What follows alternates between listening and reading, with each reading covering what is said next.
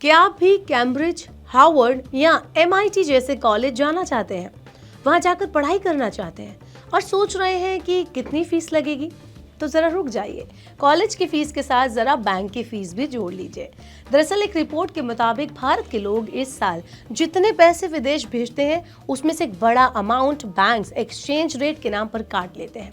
इस वीडियो में मैं आपको ये बताऊंगी कि वो एक्सचेंज रेट में कितना काटते हैं, आखिर कितना पैसा बैंक हम लोगों से इस एक्स्ट्रा चार्जेस के नाम पर वसूल रहे हैं, चोरी छिपे काट रहे हैं, और क्या इसकी वजह से कई टैलेंटेड यूथ का विदेश की इन बड़ी बड़ी यूनिवर्सिटीज में पढ़ने के सपने में रुकावट आ रही है। चलिए इस वीडियो में देखते हैं।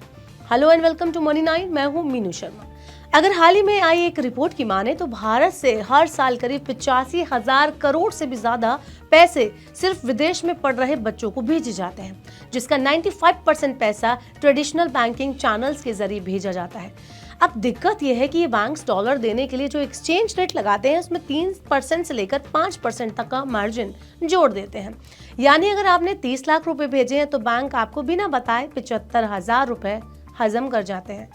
जी हाँ, यही कहानी है आज देश के लाखों मिडिल क्लास फैमिलीज की, जिन्होंने अपने बच्चों की पढ़ाई के लिए किसी तरह करोड़ों रुपए जोड़ के उन्हें विदेश तो भेज दिया, लेकिन अब पैसे भेजने में भी अब उनको कटौती का सामना करना पड़ रहा है। उनकी जेब खाली हो रही है। हर साल करोड़ों रुपए विदेश भेज जाते हैं और सिर्फ 2024 में ही इन पैसों में से लगभग 1,700 करोड़ रुपए बैंकों ने एक्सचेंज रेट के नाम पर काट लिए। विदेश पैसा भेजने के कौन कौन से रूट्स हमारे पास मौजूद हैं और कितने पैसे आपके कट जाते हैं? तो कन्वेंशनल बैंक से पैसे भेजने में कई चार्ज लगते हैं, जैसे सेंडिंग बैंक 2% से 6% तक का एक्सचेंज रेट मार्कअप जोड़ते हैं। वहीं इसके अलावा जो इंटरमीडियरी बैंक्स होते हैं उनकी अगर हम बात करें तो लगभग हर बैंक 10 से 30 डॉलर तक की कटौती करता है, और इसके बाद रिसीविंग बैंक भी 16 से 20 डॉलर का चार्ज वसूलते हैं। और अगर स्विफ्ट फीस की अगर हम बात करें तो ये एक तरह के नेटवर्क फीस होती है जो पैसे के ट्रांसफर होने पर लगाई जाती है। इन सब के अलावा और भी कई छुपे हुए कंप्लायंस खर्चे होते हैं, जिसे इन सब लेयर्स को मिलाकर कुल एक्स्ट्रा कॉस्ट लगभग 5 से 7% तक पहुंच जाती है। इसके अलावा ऑनलाइन ट्रांसफर के केस में कुछ कंपनियां फ्लैट फीस तो कुछ कुल अमाउंट का 1-2 चार्ज % लगाती हैं। इसके अलावा ऊपर से टैक्स और करेंसी एक्सचेंज भी जोड़ना पड़ता है। चलिए बात करते हैं कि आखिर कितने लोग विदेश पढ़ने जा रहे हैं। तो आज भारत अमेरिका में सबसे ज्यादा इंटरनेशनल स्टूडेंट्स भेज रहा है।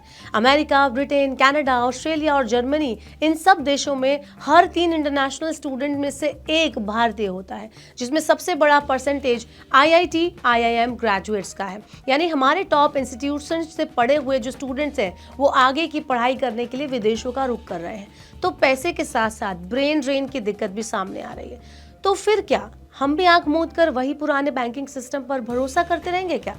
तो जवाब है नहीं।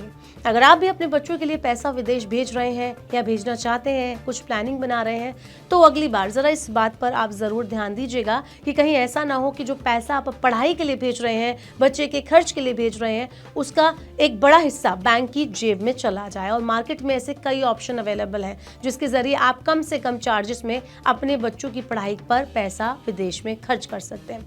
तो जब पैसा भेजें तो सारे ऑप्शंस को कंपेयर करें, उसके बाद ही कोई डिसीजन लें। आप पहले गूगल पर सर्च कर सकते हैं, कहीं से बात कर सकते हैं, एक्सपर्ट्स की राय ले सकते हैं, उसके बाद ही आप चुनें वो ऑप्शन जिससे आप भेजना चाहते हैं पैसे।